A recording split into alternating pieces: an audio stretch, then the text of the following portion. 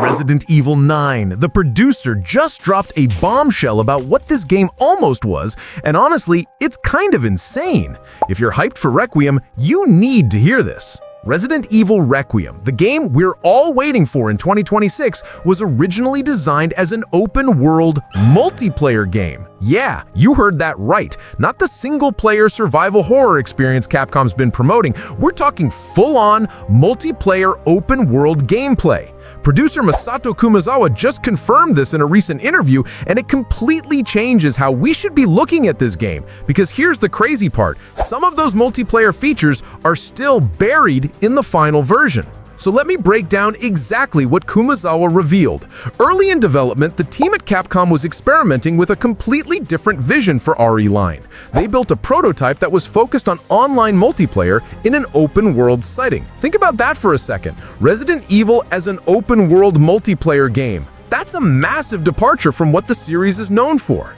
Now, we don't have all the specific details about what this prototype looked like, but based on what Kumazawa said, it sounds like they were exploring cooperative gameplay mechanics, possibly similar to what we saw in games like Resident Evil 5 and 6, but on a much larger scale. The open-world aspects suggest they were thinking about giving players freedom to explore a massive infected zone together, maybe tackling objectives as a team, scavenging for resources, that kind of thing.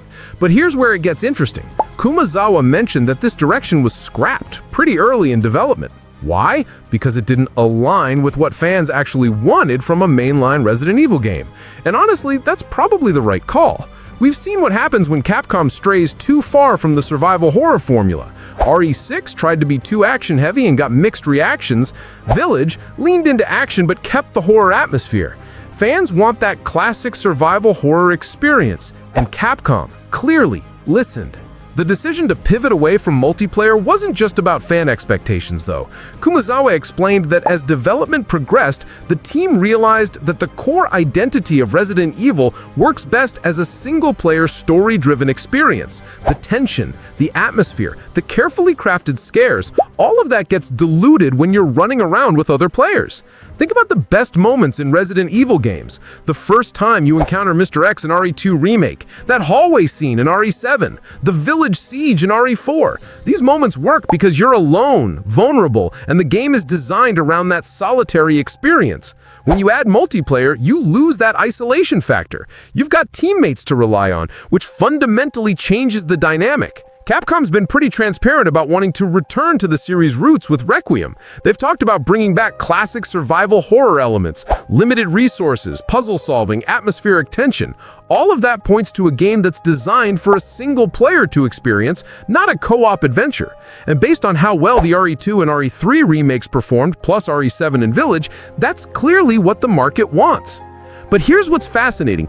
Even though they scrapped the multiplayer concept, Kumazawa confirmed that some of those elements from that early prototype still exist in the final game.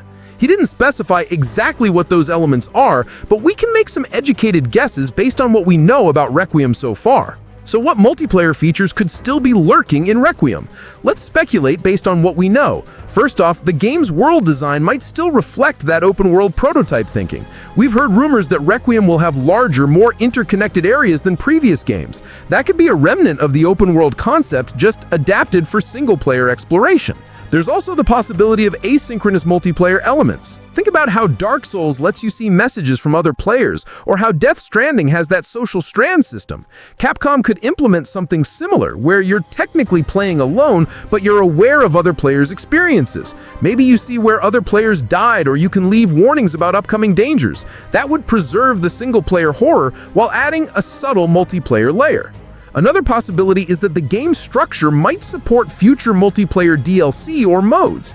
Capcom's done this before with Resident Evil games. RE2 Remake had no multiplayer, but then they released Resistance as a separate multiplayer experience. Village had that Mercenaries mode. Requiem could launch as pure single-player, but have the underlying systems in place to add co-op or competitive modes later. The resource management system might also be influenced by that multiplayer prototype. If the game was originally designed for multiple players scavenging in an open world, that could explain why we're hearing about more complex crafting and inventory systems in Requiem. Those mechanics would need to be robust enough to support multiple players competing for resources, so in single player they'd feel really deep and strategic. Looking ahead to the 2026 release, this actually makes me more confident in what we're getting. The fact that Capcom experimented with multiplayer but chose to focus on single player shows they're committed to delivering a proper survival horror experience. They're not chasing trends or trying to force the game into a live service model. They're making a Resident Evil game for Resident Evil fans. The perspective switching between first person and third person that Kumazawa mentioned, that was a direct response to fan feedback, not something from the multiplayer prototype. That shows Capcom is listening to the community and making design decisions based on what players actually want. Some fans prefer the immersion of first person from RE7 and Village. Others want the classic third person view from RE2 and RE4. Giving players the choice is smart. Personally, I think Capcom made the right call scrapping the multiplayer concept. Resident Evil works best when it's focused, atmospheric, and designed around a single player's journey through hell. That's what made the series legendary in the first place. The remakes proved there's still massive demand for that classic formula done right with modern technology. That said, I'm curious what those hidden multiplayer features actually are. Maybe we'll discover them through data mining after launch, or maybe Capcom will reveal them as the game gets closer to release. Either way, it's cool to know that Requiem could have been something completely different, and we're getting the version that stays true to what makes Resident Evil special. Now, one more thing I want to touch on before we wrap up. This whole multiplayer prototype situation really shows how much iteration goes into these big AA games. Kumazawa's been working on Resident Evil for years, and the fact that they were willing to completely scrap a working prototype and start fresh in a different direction takes guts. A lot of studios would have just pushed forward with the multiplayer concept because they'd already invested time and resources into it. But Capcom recognized it wasn't the right fit and made the tough call to change course. That's the kind of decision-making that leads to better games, even if it means delays or starting over. It also makes you wonder what other prototypes and concepts got left on the cutting room floor during Requiem's development. Game development is full of these what-if moments, and sometimes the best games come from knowing what not to do. The multiplayer prototype might have been interesting, but the single-player horror experience we're getting is what the franchise needs right now. And you know what else this tells us? Capcom is clearly paying attention to the gaming landscape. They've seen how live service games and multiplayer-focused titles have been struggling lately. Look at what happened with games like Suicide Squad, or even some of the recent Call of Duty entries that tried to go too heavy on the multiplayer side. Players are getting burned out on always online experiences and battle passes and seasonal content. There's a huge appetite right now for well-crafted single-player experiences that you can just sit down and enjoy without worrying about grinding or keeping up with other players. The success of games like Elden Ring, God of War Ragnarok, and even Capcom's own Devil May Cry 5 proves that single-player games are far from dead. In fact, they might be more valuable than ever in today's market. So when Kumazawa and his team decided to pivot away from multiplayer, they weren't just listening to Resident Evil fans, they were reading the entire gaming industry correctly. That's smart business and smart game design rolled into one decision. I've been scrolling through the community reactions to this news, and it's fascinating to see how divided people are. Some fans are relieved that we're getting a traditional single-player experience. Others are disappointed because they were hoping for something fresh and different. And then there's a third group that's curious about what that multiplayer version would have looked like, and whether Capcom might revisit that concept in a spin-off game down the line. Personally, I fall into that first camp. I'm glad we're getting a focused single-player Resident Evil experience, but I can understand the appeal of wanting something new. The franchise has been around for almost 30 years now, and there's always that tension between honoring what made the series great and trying to innovate. Capcom has been pretty good at balancing that lately. The remakes honor the originals while modernizing them. Village took risks with its setting and tone while keeping the core survival horror intact. Fans want that classic survival horror experience, and Capcom clearly listened.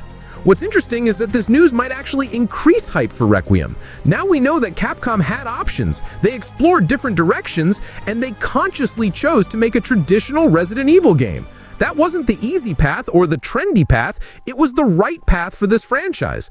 And that kind of confidence from the developers usually translates into a better final product. Alright, that's everything I wanted to cover about this news. What do you think? Are you glad Capcom went with single player, or would you have been interested in that multiplayer prototype? Let me know in the comments. If you enjoyed this video, hit that like button and subscribe for more Resident Evil news. I'll catch you in the next one.